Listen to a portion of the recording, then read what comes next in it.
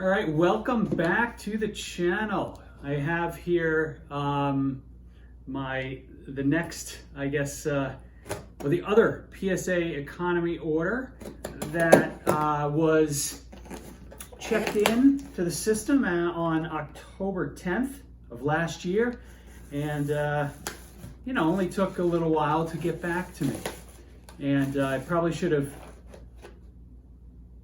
a better knife. I need a box cutter. I just don't have one down here in Florida. But so while I'm battling with this, I figured it'd be a good time to update you on my COM-C order that I had placed back in November. I think it's November 10th to be exact. It was supposed to be shipping, scheduled to ship on February 15th, and up to this point, I got nothing. I've heckled the hell out of their social media people, which is the only way you can get any sort of response. But COM-C has literally no clue what they're doing, nor where my order is. I don't even, what's cool is I don't even remember what the hell I ordered. So it'll be fun. What we'll do is we'll kind of do a blind reveal of a COM-C order, which it shouldn't even make sense. In this case, it does, but the other thing I was thinking is that every time I do a video, I'm going to give you an update on my COM-C order.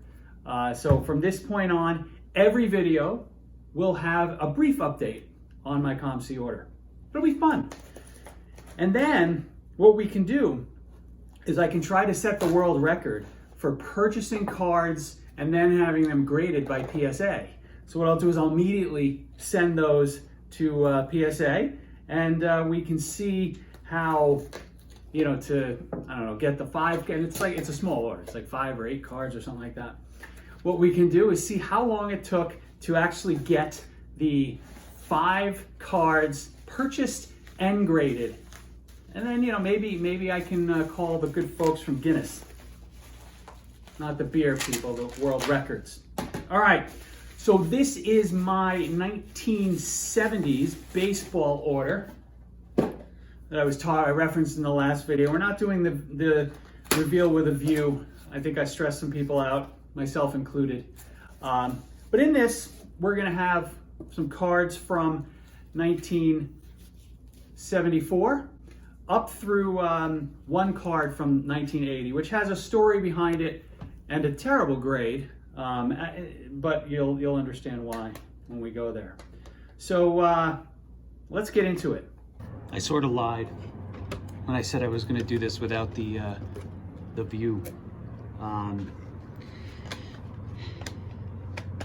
You couldn't even see the cards the way I was filming this, so this is take 2. But the good thing is that at least these are now in the order in which they were submitted, because before they just weren't. PSA had them out of order. So we got a 1974 Topps 1 Marichal PSA 7.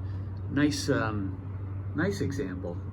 I think with most of these cards from the 70s, they have corner or edge wear, and I always hope for 7. I always expect 7s, hope for 8s and 9s, depending on whether you've got really good ones. All right, we're gonna roll into 1977 and 1977 Topps. Perhaps my favorite set of all time. I don't know, 77, 78, 79, as you'll see. I mean, they're 3 of my most favorite. 2 of these, I got a 7 and a 6. This 6 definitely has a lot of edge wear, so I think the grades are fair. It's interesting. I feel like there's a lot of people who, when they do their reveals, they whine about their grades. And, I think these grading companies are doing a really amazing job at, grading consistently and so forth. I mean, they have their issues here and there, but overall, you know what? You didn't get a grader on a bad day. You didn't get a tough grader, right? They're all being pretty fair. I think you just need to lower your expectations on your cards at times. So here's a 1977 Carlton Fisk, my most favorite card of all time. This one graded out nicely at an 8. I think that makes sense. Great stuff. Now we're going to move into 1978 Topps. So this Jim Palmer, I am all in on this Jim Palmer. I bought it raw for $2.19.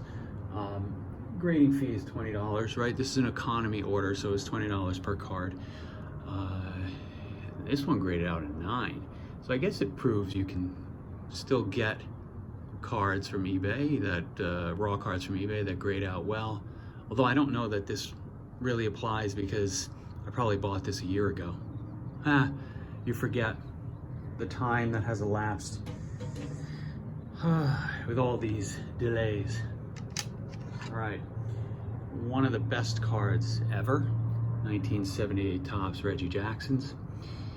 It's interesting, the one on this one has like this blue dot here that I thought would be problematic in grading, which either tells me they either completely missed it or this would be close to a 10 if it didn't have that print dot. The other one graded an 8. I mean, these cards are just phenomenal. Look at that picture. I think I have a thumbnail. And yeah, what else can you say? They're beautiful.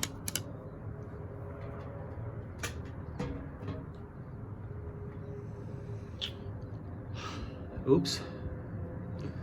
78 Topps Joe Morgan, 4. So when I did the first cut at this video, I was doing some analysis of this on screen, and there is like a surface scratch, a pretty bad one. I don't know if the camera's picking it up, but it's pretty bad. So I guess I understand where the 4 is coming from. 1978 Topps Carlton Fisk, in an 8.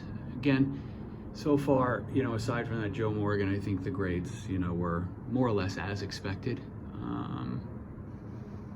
Got a few clunkers coming up though soon, so get ready.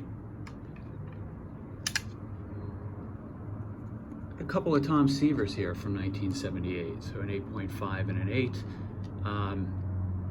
Again, really good examples. The design of these cards, are just, I think they're stunning.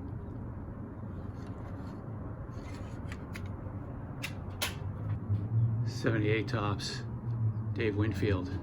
Find me a cooler looking pose, a cooler player. It ain't gonna happen. Graded an 8, makes sense. Here's a Johnny Bench, 1978 Topps. This one also graded an 8. I love the All-Star crest in this design too.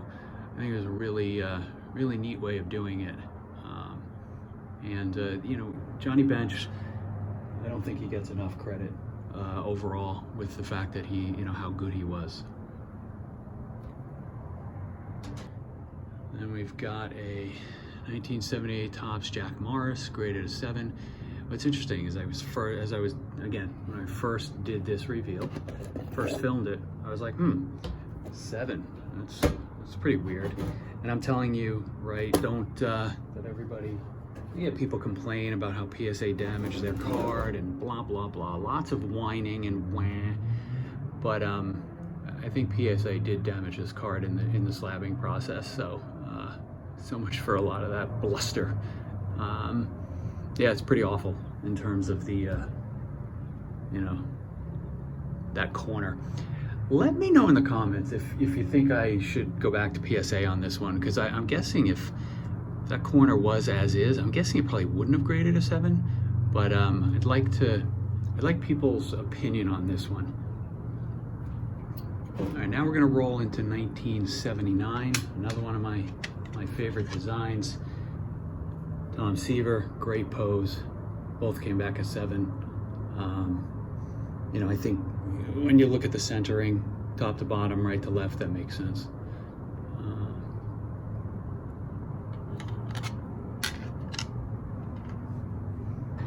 79 Topps Johnny Bench.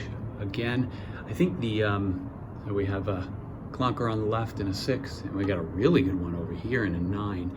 I think if you look at, and again, the design of the All-Star banner and you know, the team colors here with these cards, again, I just think they're fabulous.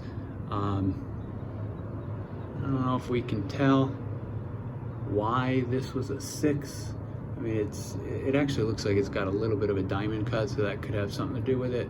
I need to look a little closer. Happy that this one got a 9. Does look really nice. 79 George Brett. What do you think this one grades at? Maybe, again, beside being one of the coolest cards, and again, the All-Star banner with the Royals, even though it's all brown, it's beautiful. This one got an 8. So, again, I think, you know, anytime we're at an 8 or a 9 in these, very happy. 7s are par for the course. Gary Carter, PSA 7. Not a huge Gary Carter fan, but I do think he does not get the respect he deserves in baseball history. I think people are really going to appreciate catchers, the old school catchers, more as we get further into baseball in the modern era, where catchers, you know, lucky if they play 100 games, most of them can't hit, and nobody really has any longevity. Here's an Eddie Murray in a 6. Not thrilled with that, but you know, I think I'm sure it's valid. Nice. Getting down to the last few. We've got 4 cards left. 3 terrible grades. Here's a Mike Schmidt 4. I don't know what's going on with this one. I have to take a closer look at it. I didn't do any real hard analysis on it. But let's say that ain't gonna sell for very much. So that's funny, but what are you gonna do? Pete Rose, hate Pete Rose. Never could stand him as a player, but like, this card is perhaps one of the best cards Topps has ever made. The pose, the banner, the All-Star. Got an 8 and a 4.5. Again, I haven't really done any major looking on the 4.5, but we'll probably need to take a look at what the heck went wrong here. My grading skills have definitely gotten a lot better over the last year. I'd like to believe that I wouldn't have sent in the one that graded at the 4.5, but you never know. Last card, although I'm feeling generous, so I feel like we should do a giveaway after this one. So the last card, Rickey Henderson. I had 5 Rickey Henderson cards, rookie cards from you know, my childhood collection, and I picked the best one to send in just to have it slabbed. Naturally, I care about the grade. Anybody who tells you they don't care about the grade is just lying, right? But, you know, I was thinking this would kind of grade out of 5, and I was pretty far off because we got a 3. But, you know, again, I wanted to at least memorialize the last, or the best Rickey Henderson I collected when I was 10 years old. All right, so now I'm thinking of giveaway time. I have some duplicates here. Let's say we've got two Tom Seaver 1978s. All right, so we'll make one of those guys, and I've got, you know what? And I've got two 1979 Tom Seaver. This is gonna be a Tom Seaver giveaway. So, first off, I want you to just comment that you'd like to be considered for the giveaway. I'll probably use a randomizer at some point in the future to, you know, get this to the proper party. And then I would really appreciate if you guys, you know, do give me some advice on the Jack Morris card that I do think was damaged during the slabbing process. What do you think I should do with that card? Should I go back to PSA, Or should I just leave it alone? That's about it. I will see you guys soon. Stay well.